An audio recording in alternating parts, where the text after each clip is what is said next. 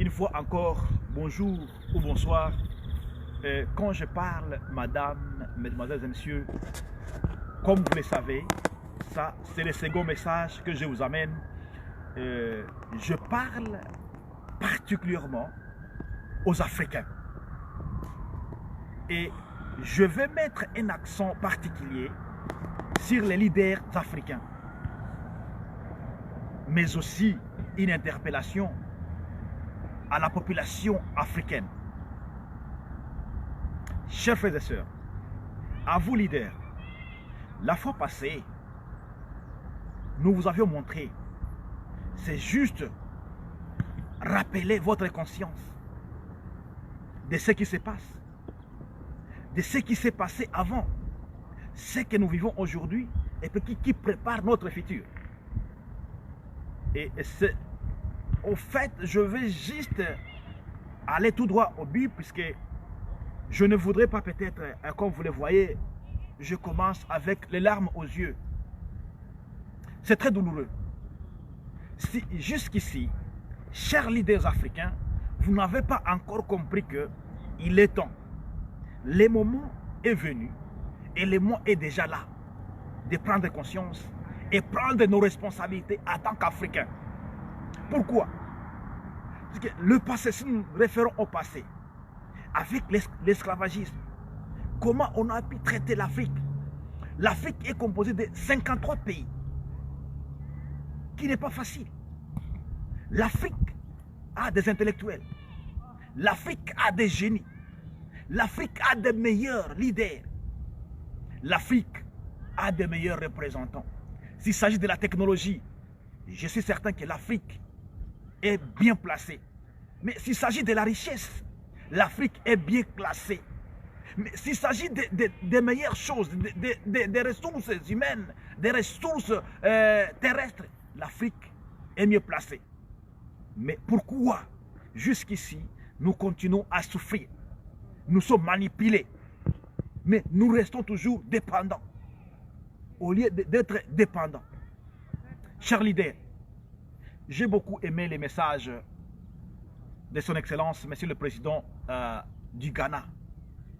Voilà, je comprends. Merci beaucoup, parce que je comprends que la conscience, maintenant, la conscience est réveillée. Et c'est ce que nous voulons.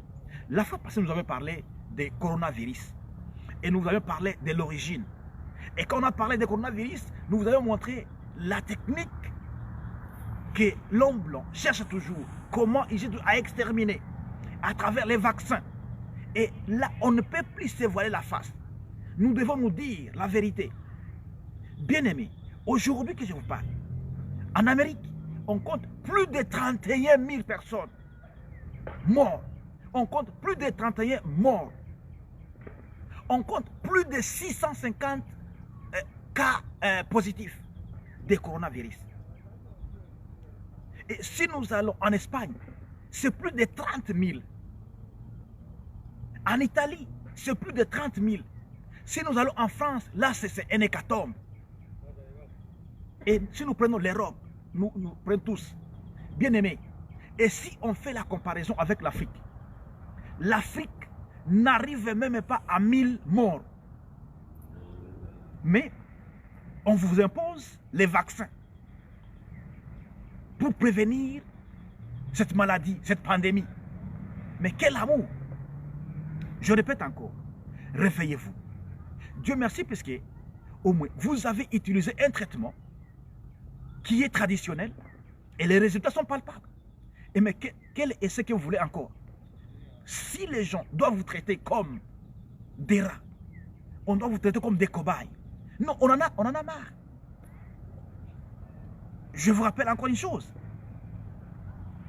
La fois passée, vous avez suivi ce qui s'est passé en Chine. Et ici, je m'adresse à tous les peuples noirs, sans exception. Vous avez vu comment on marginalise, comment on maltraite l'homme noir. Non. Quand ils arrivent chez nous, ils imposent. Chers leaders, chers Africains, réveillons-nous. Enlevons les masques. Et d'ailleurs, ce n'est plus à lever puisque le masque est tombé. Le masque est tombé et nous devons nous mettre debout. Nous devons nous mettre debout pour construire notre Afrique. Parce que vous le savez, l'Afrique, c'est le berceau de l'humanité. L'Afrique, c'est le paradis terrestre. Mais c'est question seulement de nous souder, nous mettre debout et être comme un seul homme. Et vous allez voir, nous allons éclairer. Mettons-nous ensemble, juste pour éclairer. Et chers leaders, nous disons encore une fois, merci pour la décision que vous avez prise de ne pas accepter ces vaccins. Et même vérifiez bien, les amis. Vérifiez bien. Même, et d'ailleurs, je fais une interpellation. Prenez ces masques bleus. Allez les tester. Et vous verrez qu'il y a tant de masques qui sont contaminés. Je vous ai dit, mais quel amour! Si réellement ces gens veulent nous aider, pourquoi d'abord ne pas commencer chez eux? Ici, les gens meurent. Et c'est ici où il y a un grand nombre. Il y a une accentuation de la pandémie. Pourquoi ne pas venir d'abord aider ses frères? Ça, c'est quel amour? Je répète encore. Ça, c'est quel amour? Aider d'abord celui que tu traites comme un cobaye et tu laisses ton frère biologique. Ça ne s'est jamais fait. Alors, réveillons-nous. Mettons-nous ensemble. Et s'il s'agit des masques, nous avons des grands tailleurs, nous avons des usines. La chloroquine et même notre médicament traditionnel est très efficace. Et vous avez vu, ce que nous utilisons, les gingembre et les citrons, c'est très efficace. Et si vous prenez encore les antibiotiques, donc c'est très pratique.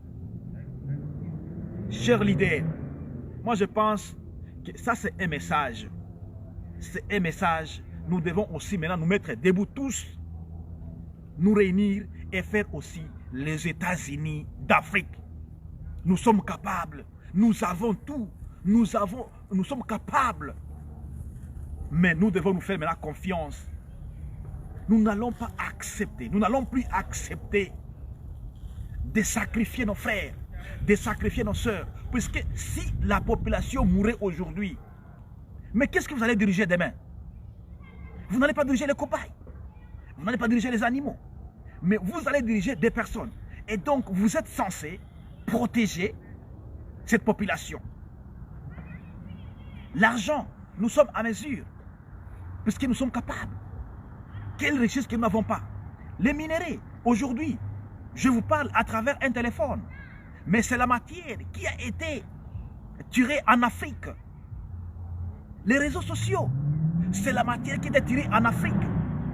Tout ce que nous utilisons. Mais aussi, nous avons des ingénieurs. Pourquoi ne pas valoriser ces ingénieurs? Même, je ne parle pas seulement aux Africains qui sont en Afrique, mais je parle à tous les Africains dans le monde entier, partout où vous êtes. Réveillez-vous, mettez-vous ensemble, mettons-nous ensemble, soudons-nous les mains et réveillons, mettons debout notre Afrique. C'est possible. C'est possible puisque moi je le vois qu'il y a un mouvement bientôt qui va commencer. Comme nous sommes allés vers eux, et peut-être eux demain ou après-demain, si nous mettons debout, nous montrons que nous sommes un peuple capable, ces gens vont venir vers nous. Donc c'est un message. Mais en ce qui concerne le virus Corona, Covid-19, les amis, elle tue. Mais vous devez être aussi responsable. Ne négligez rien.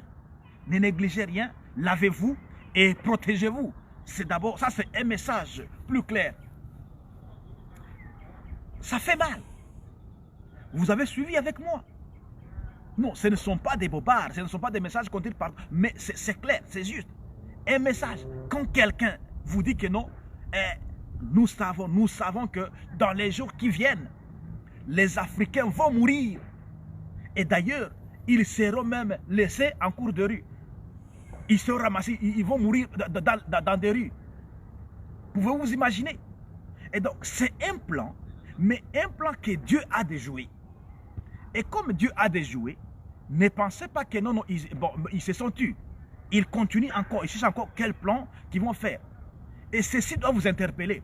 Si quelqu'un doit dire que non, nous devons tout faire, les Africains doivent mourir, ils doivent faire les triples des plans qui sont morts. Comprenez, mais ça c'est quel esprit? Et donc c'est une chose qui a été préparée, une chose préméditée. Et donc tous ces nombres, tous ces pourcentages qu'on a perdus aux États-Unis, qu'on a perdu en Europe, qu'on a perdu en Australie, qu'on a perdu partout en Océanie, donc c'est un pourcentage qui était prévu pour les Africains. Mais comme les dieux et les dieux des Africains, il a tourné la page. Et voici maintenant ce qui se passe. À vous de partager ce message. Parce que ceci nous concerne tous. Non, on ne vient pas seulement juste faire une vidéo. Non, non, ça fait mal. Je vous dis, nous sommes serviteurs de Dieu. Et dans 2 Timothée chapitre 1, le 7e verset, la Bible nous dit que, car ce n'est pas un esprit de timidité que nous avions eu, mais un esprit d'amour et un esprit de force. Et donc, on peut avoir la force que lorsque d'abord on est unis. Nous devons être soudés, nous devons être compréhensifs, nous devons être ensemble afin d'être forts. Je sais que ce message va vous toucher et vous allez le partager avec les autres. Je veux juste, nous sommes là pour réveiller la conscience. Nous sommes maintenant là. Parce que nous dépendons de Dieu. Et nous sommes maintenant aujourd'hui, à cette période, nous sommes comme Daniel à Babylone. Nous sommes comme Daniel à Babylone. Et donc on n'a pas peur. Nous sommes là pour dire la vérité et montrer ce qui se passe dans le monde. Vous avez suivi. C'est là qui s'appelle des grands hommes. Des scientifiques. Mais ils ont été limités. Et ils ont dit que non, nous avons vu que nous devons tourner notre regard vers Dieu. Et il y a même cela, jusqu'à présent, je vous dis, il y a des problèmes, parce que Dieu les a confondus.